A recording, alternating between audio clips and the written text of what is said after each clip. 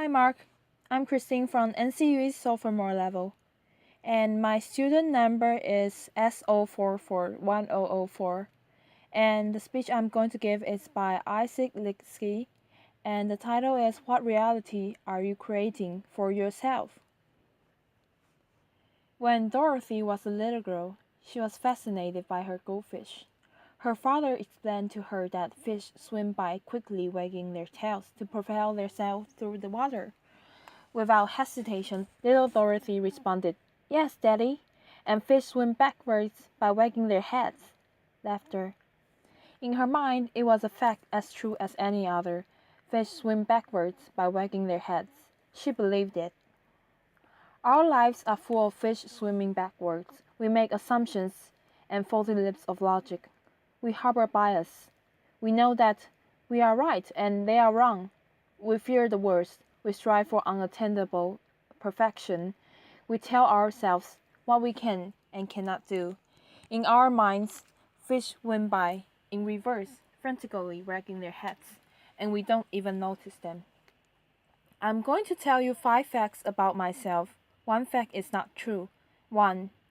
I graduated from Harvard at 19 and with an honor degree in mathematics. 2. I currently run a construction company in Orlando. 3. I starred on a television sitcom. 4. I lost my sight to a rare genetic eye disease. 5. I served as a law clerk to 2 U.S. Supreme Court justices. Which fact is not true? Actually, they are all true. Yeah, they are all true. Applause. At this point, most people really only care about the television show. Laughter. I know this is from experience. Okay, so the show was NBC's Saved by the Bell, the new class, and I played Weasel Weasel, and who was the sort of dorky, nerdy character on the show, which made it a very major acting challenge for me as a 13-year-old boy. Laughter. Now, did you struggle with number 4, my blindness? Why is that?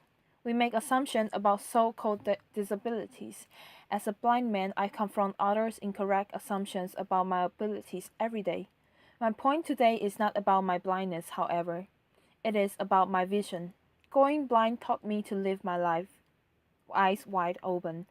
It taught me to spot these backward swimming fish that our minds create. Going blind casts them into focus.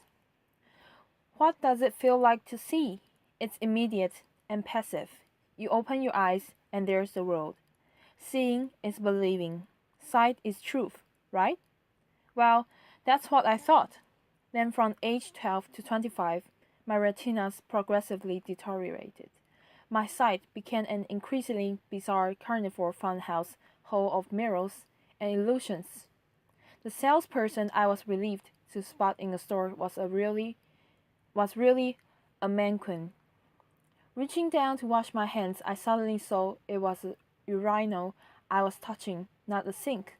When my fingers felt its true shape, a friend described the photograph in my hand, and only then I could see the image depicted. Objects appeared, morphed, and disappeared in my reality. It was difficult and exhausting to see.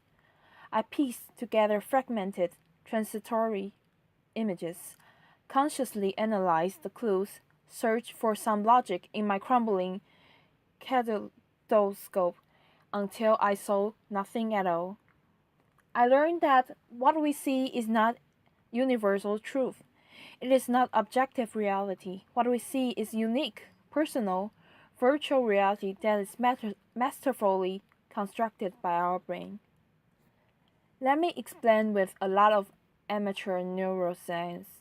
Your visual cortex takes up about 30% of your brain. That's compared to approximately 8% for touch and 2 to 3% for hearing. Every second, your eyes can send your visual cortex as many as 2 billion pieces of information. The rest of your body can send to your brain only an additional billion. So sight is 1/3 of your brain by volume and can claim about 2/3 of your brain's processing resources. It's no surprise then that the illusion of sight is so compelling, but make no mistake about it, sight is an illusion. Here's what it gets interesting. To create the experience of sight, your brain references your conceptual understanding of the world, other languages, your memories, opinions, emotions, mental attention. All of these things and far more are linked in your brain to your sight. This linkage works both ways and usually occur subconsciously. So, for example, what you see impacts how you feel, and the way you feel can literally change what you see. Numerous studies demonstrate this. If you are asked to estimate the walking speed of a man in a video, for example, your answer will be different if you are told to think about cheetahs or turtles. A hill appears steeper if you are just exercised, and the landmark appears further away if you are wearing a heavy backpack. We have arrived at the fundamental contradiction. What you see is a complex mental construction of your own making, but you experience it passively as a direct representation of the world around you. You create your own reality, and you believe it.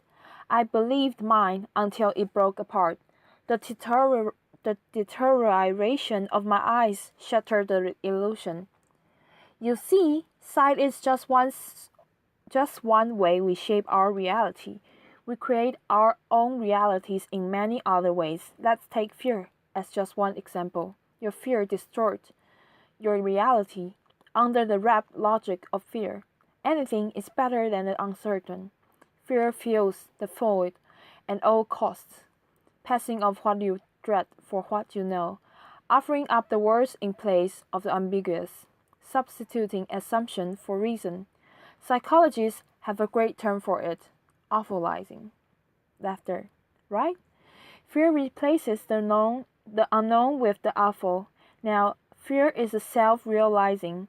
When you face the greatest need to look outside yourself and think critically, fear bids a retreat deep inside your mind, shrinking and distorting your view, drowning your capacity for critical thought with a flood of disrupted emotions. When you face a compelling opportunity to take action, fear lures you into inaction,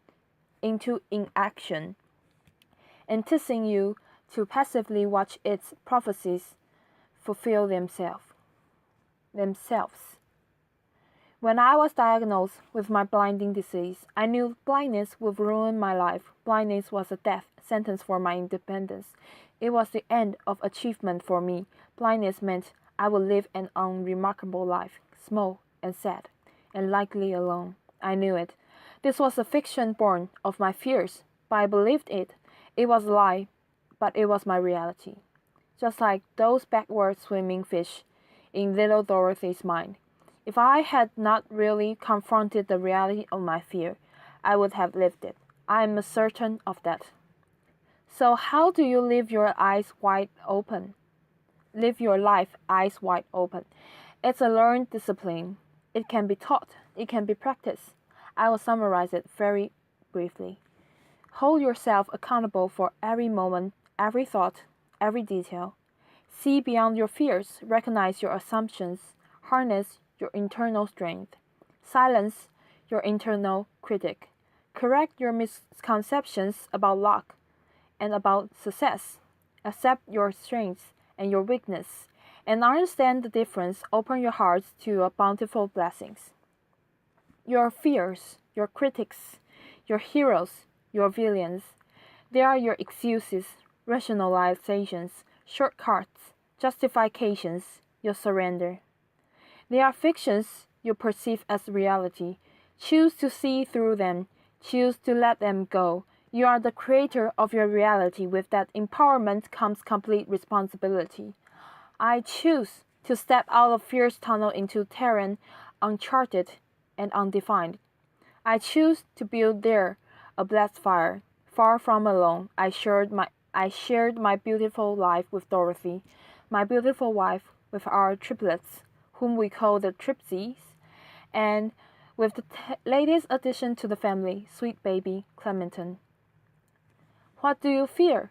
What lies do you tell yourself? How do you embellish your truth and write your own fictions? What reality are you creating for yourself?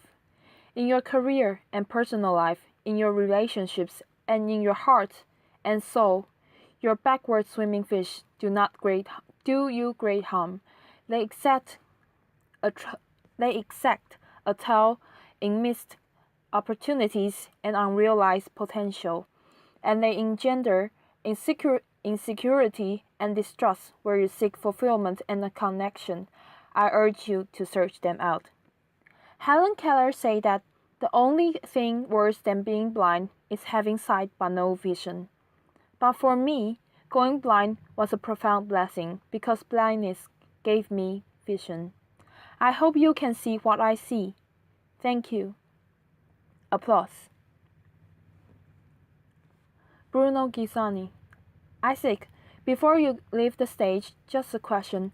This is an audience of entrepreneurs, of doers, of inventors. You are a CEO of a company down in Florida, and many are probably wondering, how is it to be a blind CEO?